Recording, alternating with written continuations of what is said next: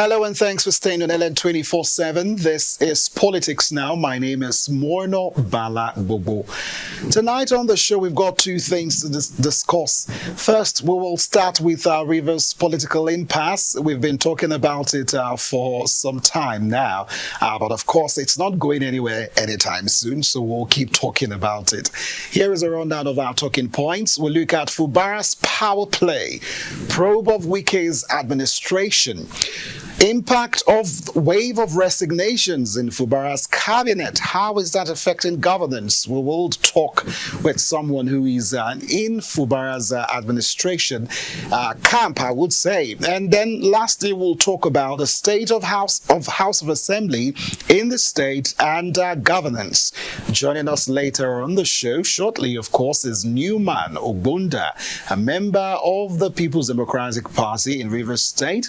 He's also a member of Fubara's support group, Simplified Movement. He is a former supervisor for youths in sports in Obio Akpo Local Government Council and a member representing Obio Akpo Ward 17. Well, secondly, on the show today, as we did last week, we started, the road to 1 year in office, talking about some of the key issues that are trending in the polity as regards the Tinubu-led administration. I will talk through these talking points, the directive on CNG vehicle usage, talk about cleaner energy for the government, and also review of CBN security levy. It's been suspended, but it's not gone. So what's going to be the modalities of how that is going to be sorted out? Then, of course, the electricity tariff hike. We'll look through Labour's protests and demands.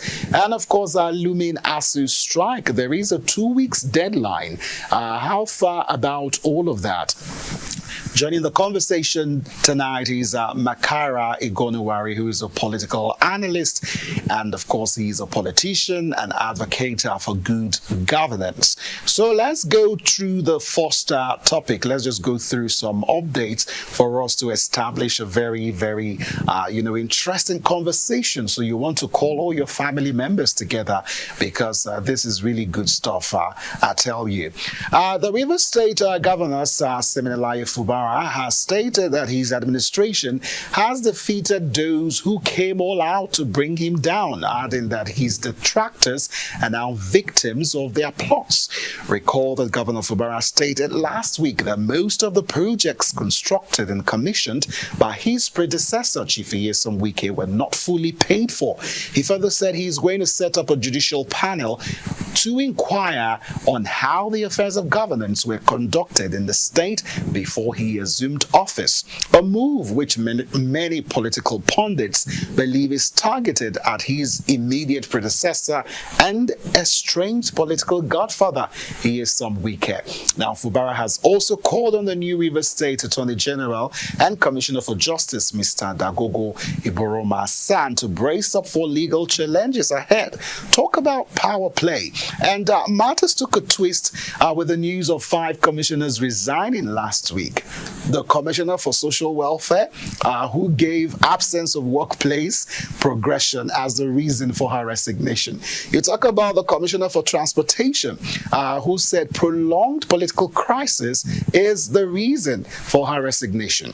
Then the Commissioner for Housing, Mr. Gift, who accused Fubara of promoting toxic working relationship and attempting to fuse the legislative and the executive arm, thereby breaching the law of separation of powers. And then Mr. Austin Ben, the Rivers Commissioner for Environment, in his letter said that he decided to tender his resignation because of the political crisis in the state. Then finally, the Commissioner for Education, Professor Tinubu'S, said the absence of trust, animosity, and division amongst colleagues forced out Fubara's cabinet. Okay, now we move over to the People's Democratic Party, who released a statement last week dismissing claims it was under pressure to compromise its position and the status of the former members of the Rivers State Assembly who fortified their seats on account of their decision to dump the party.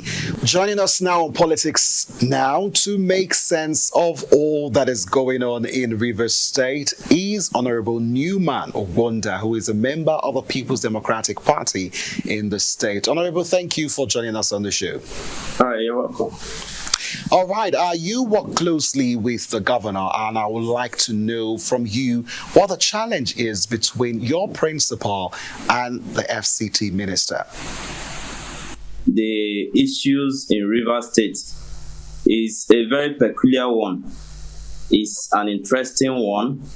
For the young politicians, it's an eye-opener. Okay? Now, if you ask me categorically, I cannot state the major cause of this whole issue. But what I know is that power has been given to someone. A responsibility has been given to someone. A duty has been assigned to someone to carry out, who is in person of the governor of Rivers State, His Excellency Sir Siminalayi Joseph Fubara, GSS RS. Now, Wike, we know, is my brother, is our political father. Okay, he has led us for 8 years, and we all followed him. So what is the issue? Why can't he allow the current governor to perform? Why can't he allow him to do his duty without interfering? He made it clear to us that after he stay in the office, he's going to leave power and he's going to allow the governor to act on his own willingly. But in this case now, we are seeing a very different scenario where he wants to be at the center. In fact, not even at the center, he wants to be at the head of everything. He wants to know everything that happens in the government. And I believe that the steps that the executive governor has taken so far is for the best interest of Rivers people. You cannot override the interest of millions of Rivers people for just one man. So we are happy with the step he's taking. We elected him into office. We voted and campaigned for him. And as a matter of fact, his emergence into the office is a miracle. It's a miracle. From nowhere, he was, brought out by this same weekend by our former governor, His Excellency Nyesom Wike. He brought him out. Yes, we acknowledge that he brought him out. But then bringing him out does not mean that you won't allow him to function as a governor. And now the man has taken his stand, and we are very happy. Millions of Rivers people, millions of Rivers youth are very much happy with His Excellency Sir Siminalayi Joseph Fubara for the bold step and actions he has taken so far. And we encourage him. We are going to stand by him. We are going to support him. We are going to make sure that he won't regret his actions, because what he is doing is for the best interest of Rivers people. I can speak categorically as a youth. It's for the best interest of Rivers people. So the issues he's having with Wike is not a selfish one that he himself will always benefit, or he will be the sole beneficiary to it. Of course, we know the lifespan of every governor is 8 years. If God wills and you contest for the second time, you go, and after that you go. That is your life. So I don't think Fubara is doing anything to, harbor or amass wealth for himself. He's doing it for the best interest of Rivers State. Many of Rivers State has moved from what we used to know. And the question is, what has been happening to the ones that has been going off without our notice? What has been happening? Now it has moved from what we know, and this is what we want as Rivers people. And we are happy and thank God that it's happening in our own time. Now, but do recall that if the governor is going to probe Governor Wike, he was part of the administration. How will, he go through successfly, if he wants to be honest in probing the former administration that he himself was a part of? Okay, to me, it's a very welcome development, and it's a very easy one, in the sense that he was part of the government. And let me make something clear, that Sim Fubara was a civil servant in Wike's administration. And Wike is the sole proprietor of the administration. So whatever decision Wike takes, Sim Fubara have little or nothing to argue about it at that point. I don't know if you get me. Wike is the man with the red pen. And Sim Fubara is not an appointee or an elected personnel. He is a civil servant. So in most times he cannot really function that much as to counter most of the things or most of the projects he perceived that is not duly recognized by law. He may not really have that power to counter it. But then the most beautiful thing about it all at this point is that yes, Fubara was part of that administration. And so nobody will come to tell him what he already knows. So probing the former administration, then to me, probing the former administration is not something bad. They say he who should go to the equity must appear or go with clean hands. Now, the former governor, His Excellency Chief Barrister Nyesom Wike, has made some projects which we, the outsiders, saw and perceived that yes, is a good project, is a good one. And our funds was swallowed in those projects. Now the sitting governor has come to say that those projects or those the administration of Nyesom Wike will be probed. And if there is nothing to fear, I don't think it should be an issue. If there is nothing hidden under the carpet, I don't think it should be an issue. Now, if you're being probed and this thing is supposed to be like this and it's not like this, you yourself as the former person, you have to come out plain and say, okay, this is what it is, this is how it was, this is what happened. And the sitting governor, His Excellency Joseph Fubara, can also attest to it that, okay, yes, while I was in the office, this thing went this way, this thing went this way. Let's also note that he was the accountant general in that Wike's administration. So he should know he should know part of how the money was, how it moved out, not really where it went to, but how it moved out. So if at that point he signed something that this money is supposed to go for this project, and now in his own administration he's seeing that those money that they signed out that is supposed to go for this social project, the people that handle the companies that handle that project are coming back to say this money you did not pay us the end part of the contract or the money. So it's something that one needs to ask questions.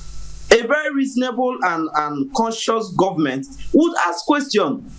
We have the record that, or you said in different occasions that social project has been paid and paid fully. Now some persons coming back to say you did not pay us fully is something that needs clarification from the past administration, not the current governor, not the governor as a chief accountant of the administration. Well, it's very clear that the governor is weaponizing his position, to fight Minister Wike, given the loyalty that not just members of the House of Assembly, are loyal to him, but also even people in his cabinet that have resigned are also loyal to him. The big question that we will always come back to is the people. The people suffer for it. I mean, with all this back and forth between these two political stalwarts in your state. I mean, how will this end? Listen. The administration is just barely 1 year old. So there is still time for one to say, I want to probe this. So it's not because of, I don't see it from that angle that it's because of the crisis in Rivers State that is making him probe. But from my own little explanation, which I've given to you, if I am in an administration and something has gone wrong, which I know ordinarily that this thing is not supposed to be, I will ask questions. And that is what Sim Fubara is doing. Maybe the letter that got to the media space recently, where some companies are coming to ask for their balance, got to them at this point that we are now. And Sim Fubara, being a man or the governor of the River State, is saying, okay, the public, this is what it is. This is the letter I got in my office, and to my own understanding, this money has been paid, and the governor made it within the media space. The former governor made it clear that they have paid some contractors, they've paid them fully. And now this thing is coming up now. So there is no time, there is no time that you say is the appropriate time. If the letter must has come during his 6 months in the office, he would have still done the same thing, because I know that Saif Fubara is a very good man. Right. From the little I know about him, I know he's a man that has the interest of the people at heart. So if he was in that administration, of course, so he has every right to say, how did this go? And not just the contract, so many other things are lying, which I believe, as a responsible government, they should ask the former governor, how and why is these things like this? So, but if his hands are clean and he has explanations to all these things, there is no point being scared. There is no point being afraid. There is no point trying to cover up things. All right, Newman, let's move on to our next talking point, which has to do with the impact of the wave of resignations in the cabinet of Fubara. This is not the first time we're seeing some people resign. Recall the previous resignations that led to President Bola Tinubu's Peace Pact in the first place. And at the beginning of the show, if you listened, I gave some of their reasons, citing toxic work environment. How does Fubara handle people, to ensure that they are able to deliver good governance to the people of Rivers State? Because in the absence of these people, a lot of projects, a lot of activities that should affect the lives of people in the state are going to be affected. So what's the excuse in the midst of all these accusations against the governor? Because I can't imagine myself working in an environment that is toxic. It will be very difficult for you to be yourself. It will be very difficult for you to do the job that you are being paid to do. So how do you explain Fubara's innocence in the midst of some of these resignations? I am not saying that this is the truth, but I'm just in my mind logically just trying to understand what could be going on. To me, it's a welcome development, if you ask me. When they went to Abuja to meet Mr. President, His Excellency Bola Ahmed Tinubu, there was this order that he should reinstate the commissioners that were sacked. And he did, the executive governor of Rivers State did exactly that. And I believe that the time they've stayed with him, he has been a very peaceful man. Now, I cannot even imagine, me myself as an individual, I cannot imagine where someone is given an appointment and you are sabotaging the government that gave you the appointment. Is something so unheard of. Now, Mr. President has given the ultimatum that everybody should go back. What are you supposed to do as a commissioner at that point? Is it not for you to work for the good of Rivers people first? Let's leave the differences aside. You've been given a portfolio, an office to work for the people. You abandon the tax given to you. You are only seen in one or two functions castigating the governor, castigating the administration of Saif Fubara. So who on earth will even bear such thing? In the whole federation, Saif Fubara has said it and made it clear that he's the only governor that's taken much of insults from both local government chairmen and the people he appointed into office. So at this point, to me, if I'm the governor, it's a thing of joy. that they left. Because you cannot be in an administration and you are sabotaging the administration. It's something so unheard of. And Sim Fubara might not or may not have achieved much and will not achieve much if those people still remains in his administration, because they will work tooth and nail to make sure that they sabotage his administration till after 4 years. And I believe that Sim Fubara did not sack them. From their letters, from their resignation letters, Sim Fubara has no hand.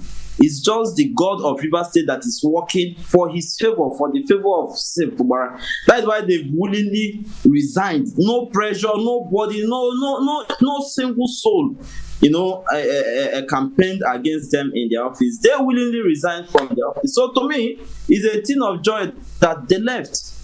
And now it's time for Sim Fubara to focus, appoint credible people into such offices that will help him and help his administration to give Rivers people the dividends of democracy, which they voted for. They voted massively for him. So I believe this is the time for him to take appropriate actions to bring development, more development, and many good things to Rivers people.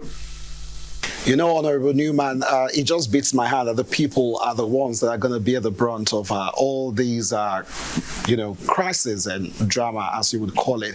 But because of time, let's just move on with the conversation. Let's talk about the State House of Assembly. I mean, it's clearly a mess. 3 lawmakers with Fubara, the other 24 with Wike. At the end of the day, governance is suffering. Policy making, is nowhere to be found. As someone in this administration, can you help us make sense of the situation of the State House of Assembly? Because the court judgment is clearly not coming out anytime soon. And I mean, you ask yourself, what is the purpose of a representative at the House of Assembly? To represent the people.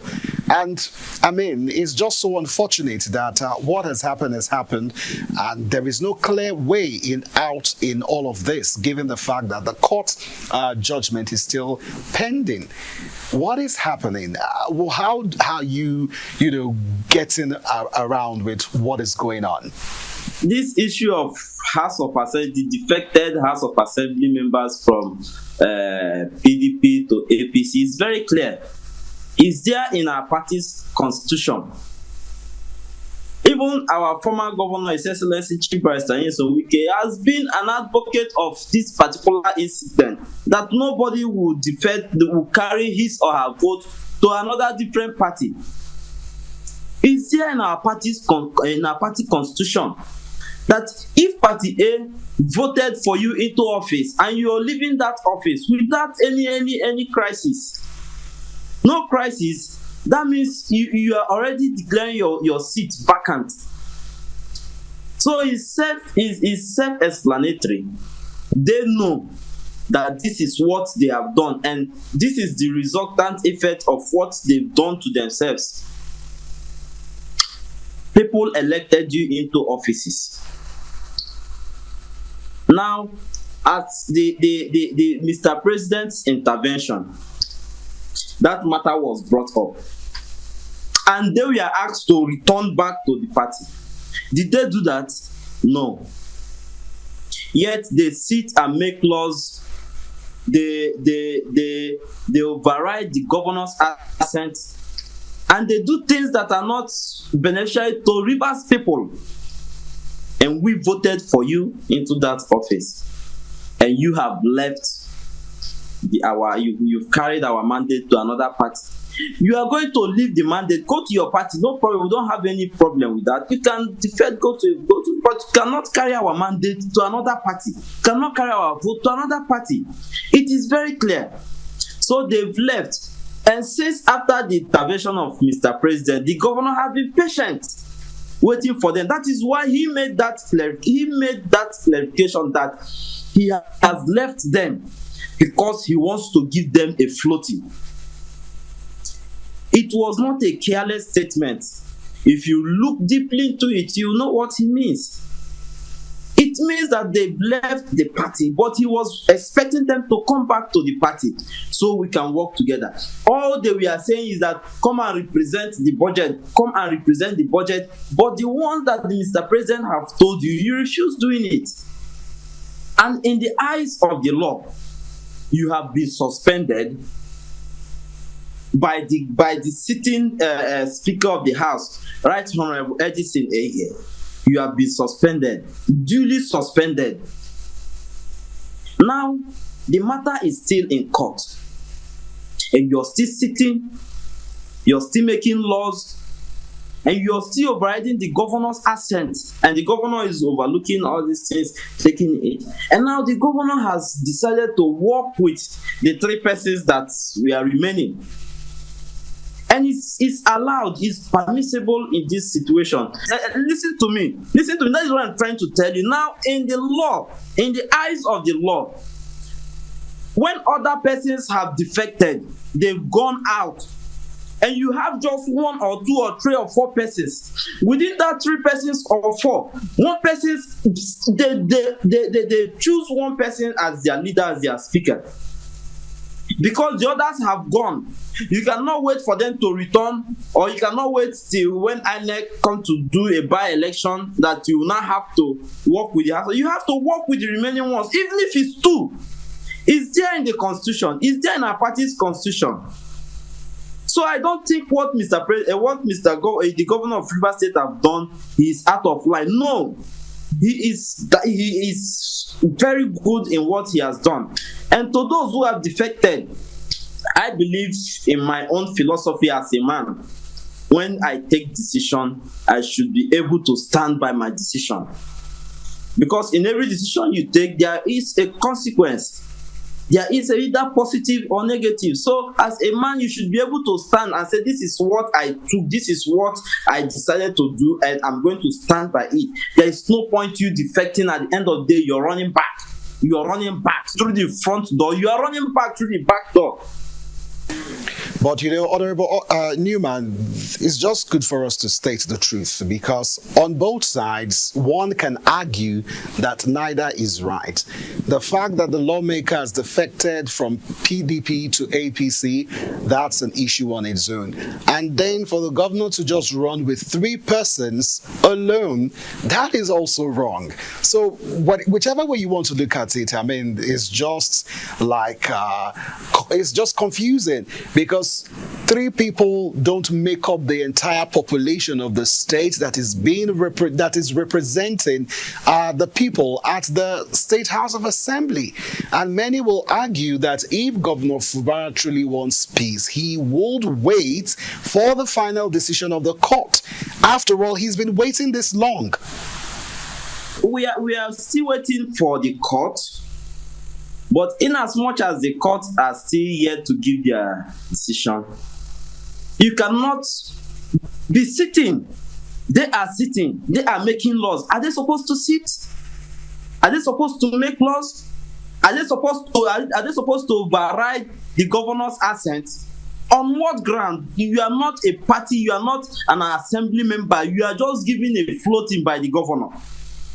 And you are making laws that will even cause more crisis in the state. You are amending bills.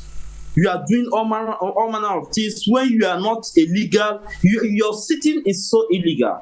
So I don't see what the governor have done as something outside the law. If you listen to his comment carefully, you will hear when he made it clear that the resolution that they took in the ASUU Villa with the president is not constitutional. It's a party resolution. You can agree to it. It does not mean that it's a law. It's an intervention. Okay, it's an intervention by the president. Okay, let's do it this way, we will achieve this. Let's do it this way, we will achieve it. But in the eyes of the law, you choose to go, you told the way of the law. My brother, you've not done anything outside. Mr. President knows this. We are not looking down on the personality of Mr. President, which of course the governor cannot do that. He respects Mr. President to the highest level. We Rivers people we respect, we have great regard and love for Mr. President, His Excellency Bola Ahmed Tinubu. We love him. We voted for him. I voted for him. So we cannot, but in this situation, he paid the debts or the accumulated bills within the period they were having issues. As a result of the reconciliation, the governor paid all those things, all their arrears, all their entitlements and everything. He paid them their salaries. They withdrew the case. But one thing is very sure, that you have been suspended, one, and you have left the party that gave you the mandate to be there as members of the assembly. Two, so why don't you retrace your footstep backward, then allow the governor not to do what he's supposed to do? But in this case, he has done his own bit. You are only interested that he should come and represent the 2023 budget to you, which you know that you are an illegal personality. You are there, you are not an assembly member, and the governor cannot represent the budget to illegal persons. He cannot. Honorable Newman, he agreed to the peace pact. That is what is not going to change. For the sake of peace to reign in the state and for governance to thrive. There is no excusing that. There is just no excusing that. They themselves saying it. They are the ones to pull the governor tomorrow if the governor makes that mistake of representing that budget to them, knowing that they are on suspension and they've left the party. Their seats have been declared vacant by the law. So they will be the one to even drag the governor first, that he has presented the budget to wrong persons. So, but in this case, all these things happening to us as Rivers people, we are not happy with it. The governor is ready to make peace. The governor has been ready, has been willing, has been peaceful all this while. It's just of recent you started hearing him speak, and what he's saying is in line with the constitution. But all this while, if you go to the media space, you will see them insult the governor on daily basis. On daily basis. Within the media space, he's here. Local government chairman insults the governor. The appointed members insult him as a governor. The social media touts, they insult him as a governor. Everybody insults him, and he takes and swallows this. So who's governor on earth will even take this? If I ask you, your governor, he will not take it. But Simple as a peaceful man, as a peaceful governor, has been taking it. And how long do you expect him to take this?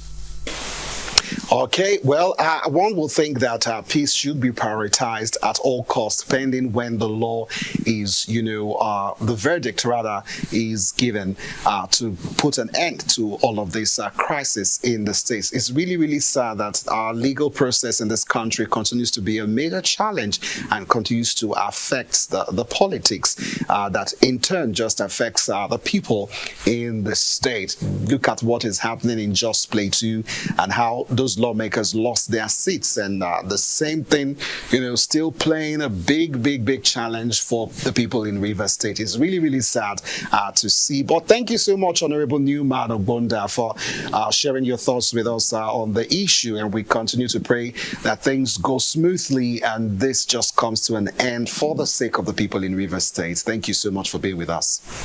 All right, today. Thank you so much. Okay, we will take a quick break, and of course, when we come back, we'll be looking at some other trending issues in the polity facing the Tinubu administration as we move closer to marking 1 year in office. Do stay with us.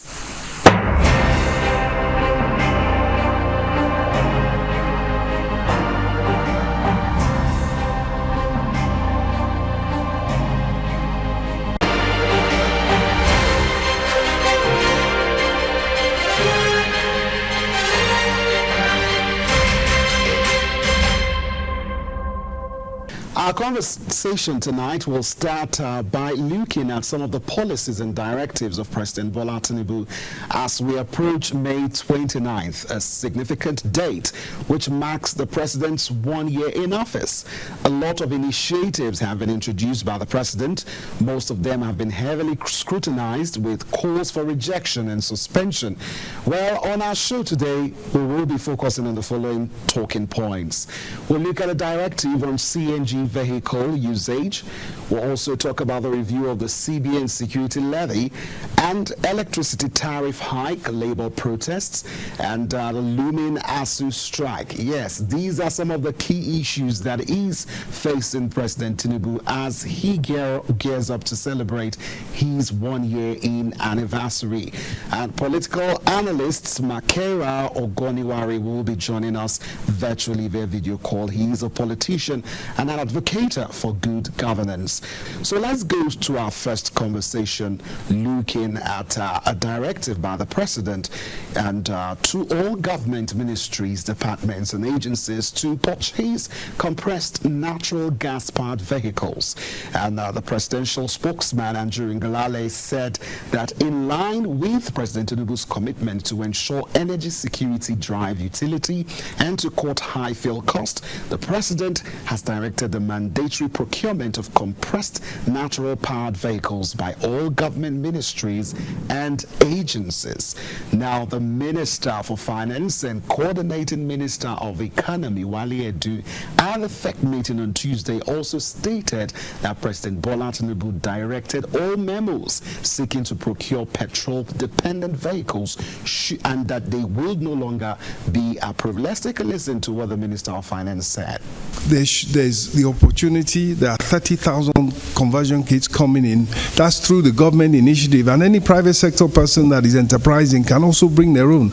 You can convert keke marwa, you can convert buses, you can convert cars to CNG. You just put the fuel, they put the tank in the boot, and you are virtually ready to go once they've wired it up. So it is a huge opportunity, and it's a decisive move, even for climate change, and there are benefits to be had there. All right, Mekara, our guest, joins us right now to make sense of this development. Hello, and thanks for joining us on Politics Now. Thank you very much for having me. The pleasure is ours. So let's get straight to the conversation. Your general reaction first to the directive on CNG buses. It's been praised by some quarters. In some other quarters, I mean, it's the coming on hard on the president. But what is your general take? And then we break it down. Once again, thank you for having me on this wonderful show. President Tinubu's, we're getting close to 1 year in office, and honestly speaking, a lot of we are all experiencing the 1 year in office, and this wonderful experience. That has not been too, he told us he will hit the ground running, and we are hitting the ground. Back on the question, the CNG, the conversion to CNG, I would like to make it, let us, people are criticizing it. Yes, one thing is right now the cost of living is actually very high, and the cost of things are really on the high side. But the conversion to CNG is good because CNG is way lighter. And but for me, I would say let the president have among his convoy cars that are running on CNG. If possible, the president should state it that his own presidential motorcade, it's also going to be running on CNG. Let it be that they lead by examples. The directive that all agencies should start using CNG cars for mobility is good, because that will enhance for the it will remove the dependency on fuel. However, how many CNG stations have we already in the nation? What those should be the first on ground. Yes, immediately I set up such policy and they're giving such directive. I think the presidential CNG initiative committee should swing into action to putting it that every agency should start running on CNG. Then immediately there should be construction of CNG filling stations. I think we just have only one in Abuja, and I think so one or two or so in Delta also. We don't have CNG stations. That should be the first thing to be done, because it will reduce the dependency on fuel, like I earlier said. So I think it's a welcome development if it will help to ease the burden of spending so much in Nigeria over fuel and all that. Mekara, I agree with you that it is a welcome development, but there is concern of safety that has been raised, and also if the petrol sellers are willing to build CNG plants across the country, because business-wise, the petrol sellers are going to look at how many cars will flock into their stations to purchase these CNG gases. Are they just going to construct CNG gases to accommodate the vehicles of MDAs and other government parastatals that have been instructed by the president to ensure that they purchase these vehicles? That's another question. How do you unpack this? You talked about, you mentioned about the safety of the CNG usage. You have mentioned as well as the conversion. I think the federal government at this point has to subsidize. CNG conversion is quite very expensive, and not everybody can afford the conversion. So I think the federal government at this point has to step in and subsidize the conversion, so that a few persons, or rather, especially the transporters who are basically public servants, can afford to convert their cars to CNG, since it is now that we are trying to move away from using of fuel. That's PMS. You get. So I think the PCIC, that's the Petroleum and CNG Initiative Committee, should take it back to the president. Okay, there should be a reduction in conversion price. Bring it down. They're talking about the safety of the CNG cars. Well, I cannot guarantee anyone's safety, because safety is only guaranteed in the hands of God. However, we're being logic now. If we're going to be using those CNG vehicles, we have to look at the safety. But I think it is not that dangerous. I have been in a CNG vehicle before. I think one of these drivers, I won't want to give a company any name, but I joined one of them one day, and he told me he's running on CNG, and he told me it's less this thing. It is easier, it is cheaper for him, and it covers more for him than using the fuel. And I asked him about the safety. He said it's safe, because it takes it's not like it's just going to cause an explosion like that. So, but I think the federal government at this point has to weigh into subsidizing the conversion price. That is what I think. Okay, now let's move on and talk about some other observations by people who feel that, in this generation of solar-powered equipments and vehicles, and then you have electricity-powered vehicles, the likes of Tesla in the United States, and also the Japanese companies that are flocking into the market of electricity-powered vehicles, that this is something that the president should have considered instead of the CNG, that the CNG initiative is going to go out of date. From one of the personnel who is into vehicle production, he mentioned the fact that in the next 5 years, we will not be seeing CNG vehicles.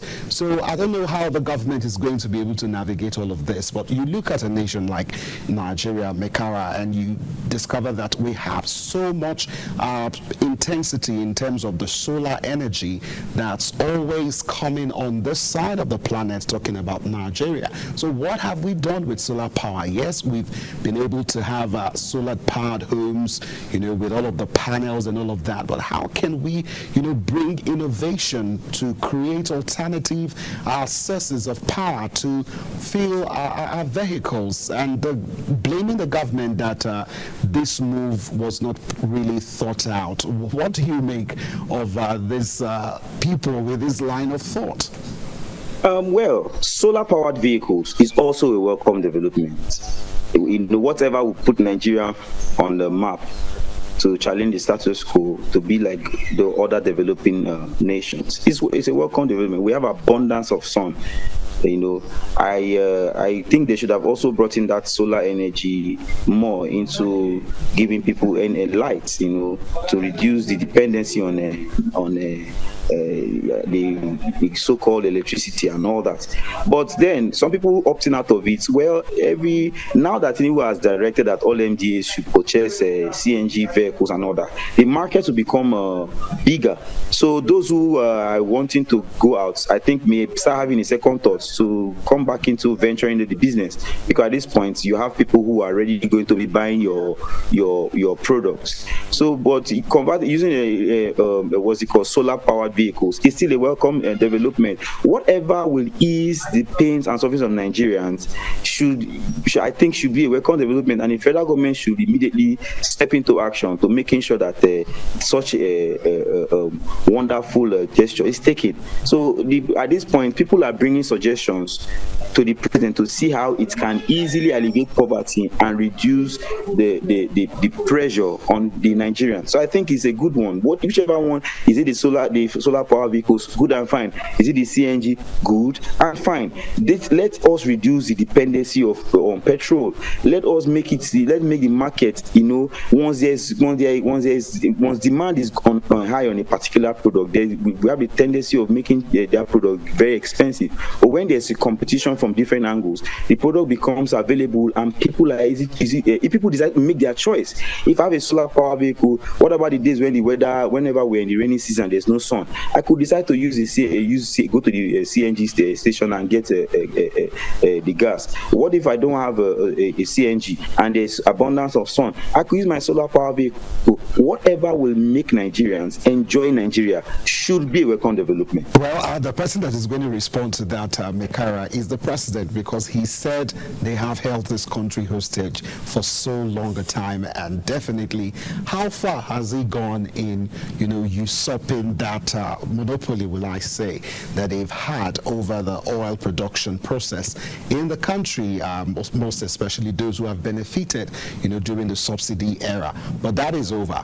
Okay, now the president, of course, in 1 month's time, less than a month now, okay, we just have less than 2 weeks to the 29th of May. Another key issue that is facing the president is the CBN security level, which thankfully has been suspended. The federal government suspended the controversial cybersecurity level on electronic banking transactions. The Minister for Information and National Orientation, Mohammed Idris, disclosed this while briefing State House correspondents after the Federal Executive Council meeting in Abuja on Tuesday. And he said that the levy was thoroughly discussed at the FEC meeting, adding that the president is not insensitive to the feelings of Nigerians. And he said the policy is undergoing a review. So it is not out, but it is undergoing a review. And that is what we want to talk about. But before we come back to you, Mekara, let's take a listen to what Mohammed Idris said on Tuesday. Security levy. The position of government is that policy has been suspended. It is undergoing some form of review. This is a lot for Nigerians because, Mekara, you talked about the fact that Nigerians have a lot on their plate. We're still living on minimum wage of how many years ago? That's 30,000 naira in the current realities that we are facing as a country. And I mean, this, thankfully, the president listened to the voice of Nigerians and had all of this, just suspended for the moment. But it is going on the review. What is your take on the review? What will it be like, and what will be updated to make it bearable for Nigerians? Or will another means to generate that money, be sought for so as to be able to, have the necessary funds that is required by the office of the NSA to deal with the issue of cybersecurity in the nation?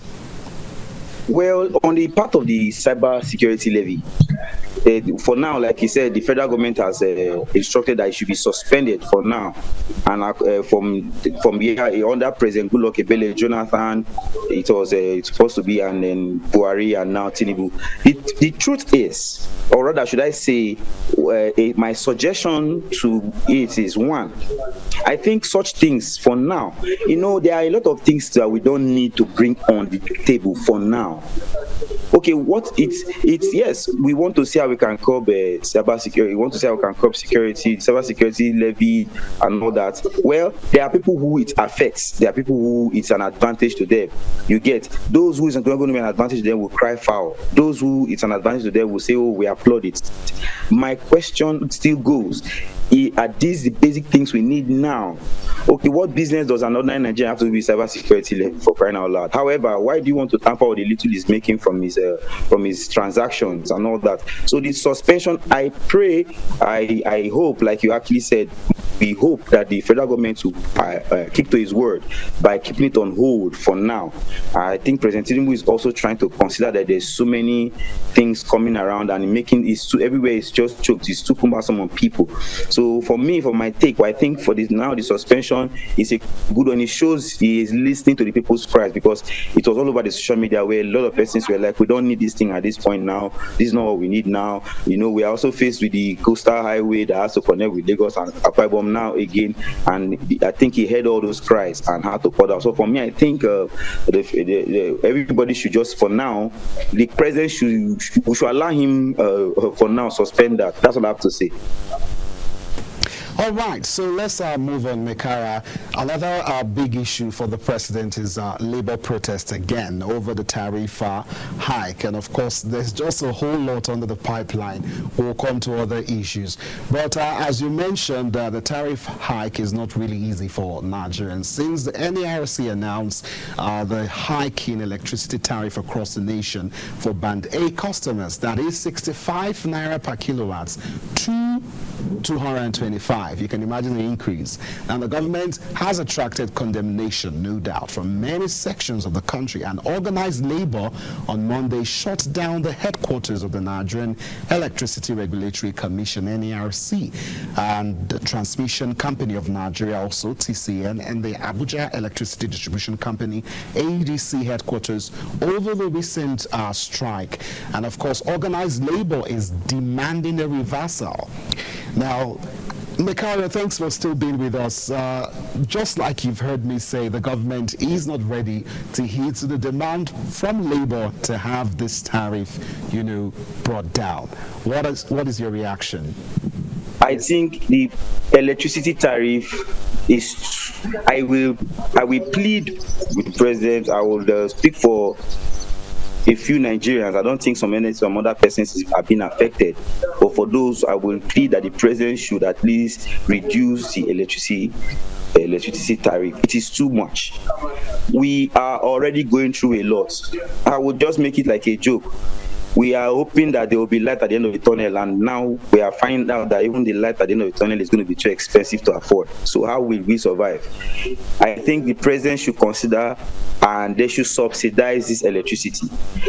Even if it is there, even if the tariff is high, is electricity there? A lot of persons are not seeing 24 hours power supply.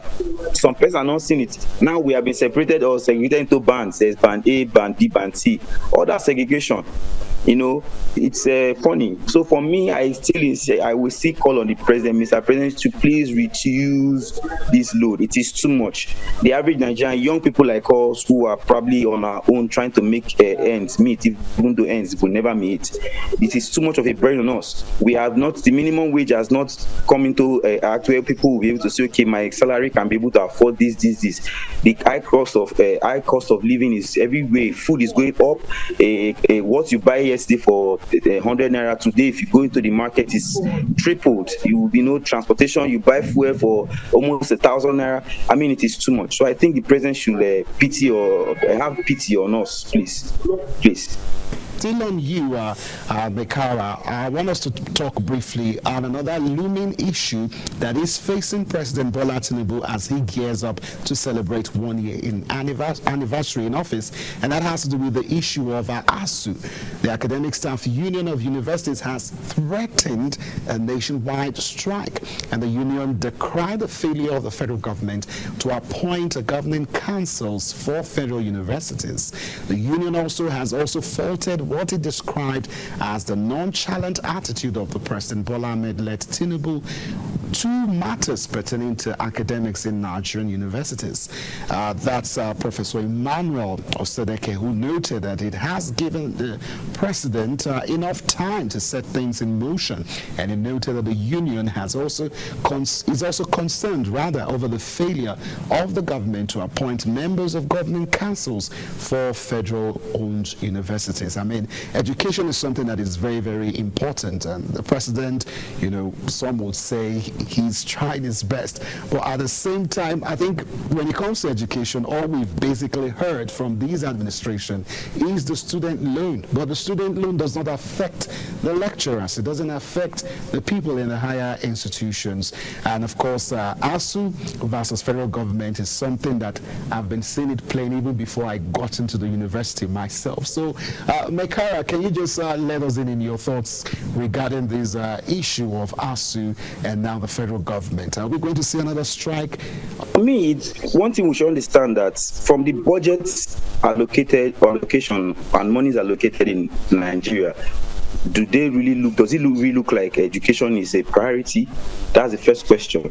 Because if education is a priority, even the budgeting will show.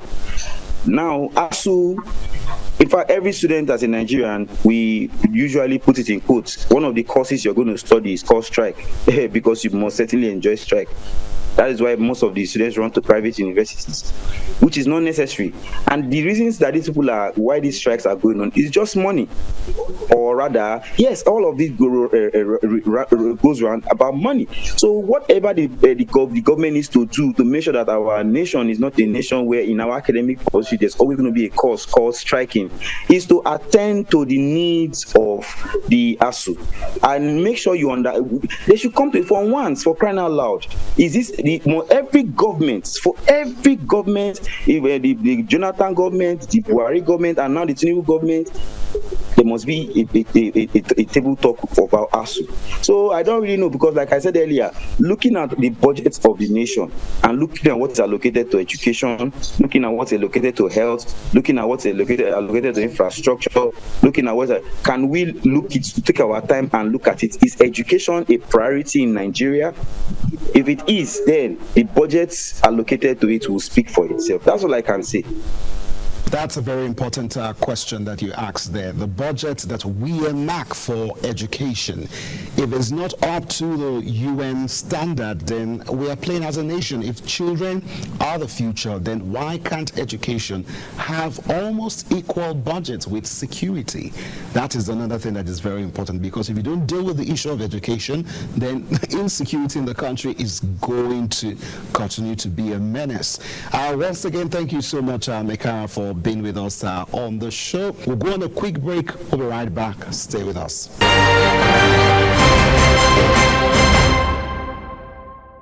Well, many thanks for watching the show today, and keep a date with us right here on Politics Now. You can visit our website, www.ln247.news for news updates and program highlights. Once again, my name is Moana Balagogo. Have a splendid evening.